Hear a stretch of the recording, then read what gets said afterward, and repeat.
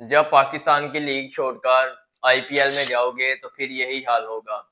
पहले मुज़र रबानी को 2 साल के लिए पीएसएल से बैन कर दिया गया। अब श्रीलंका के टी20 कप्तान शनाका को भी 1 साल के लिए पीएसएल से बैन कर दिया गया है। शनाका पहले पीएसएल में लाहौर कलंदर की तरफ साइन किए गए थे, जिन्होंने लाहौर कलंदर की तरफ खेलना था, मगर जब पीएसएल शुरू होने को था तो शनाका ने आईपीएल खेलने का इरादा बना लिया, क्योंकि उधर से उसको ज्यादा रकम मिली और वो आईपीएल में चला गया और पीएसएल को उसने रिजेक्ट कर दिया, जिसकी वजह से पीसीबी ने 1 साल के लिए निशानका को भी बैन कर दिया है पीएसएल से। मुज़र रबानी पहले जो इस्लामाबाद की तरफ सेलेक्ट हुए थे, जिन्होंने इस्लामाबाद की तरफ से खेलना था, वो भी जब पीएसएल शुरू होने को था तो वो भी पीएसएल छोड़कर आईपीएल में चले गए। उसको भी 2 साल के लिए पीएसएल से बैन कर दिया गया। तो ये दोनों प्लेयरों को पीसीबी ने पीएसएल से बैन कर दिया गया है, क्योंकि ये गैर मुल्की खिलाड़ियों के बिल्कुल खिलाफ है ऐसे काम करने। तो इन दोनों प्लेयरों को पीसीबी ने बैन कर दिया है।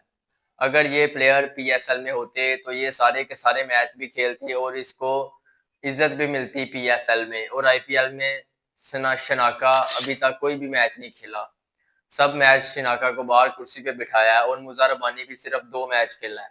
अगर ये पीएसएल में होते तो इनको इज्जत भी मिलनी थी और इनको सारे के सारे मैच भी खिलाने थे और इन्होंने खुश होकर जाना था पीएसएल से, मगर ये आईपीएल में चले गए क्योंकि उधर से इनको ज्यादा इनकम मिली, ज्यादा रकम मिली, जिसकी वजह से ये आईपीएल में चले गए।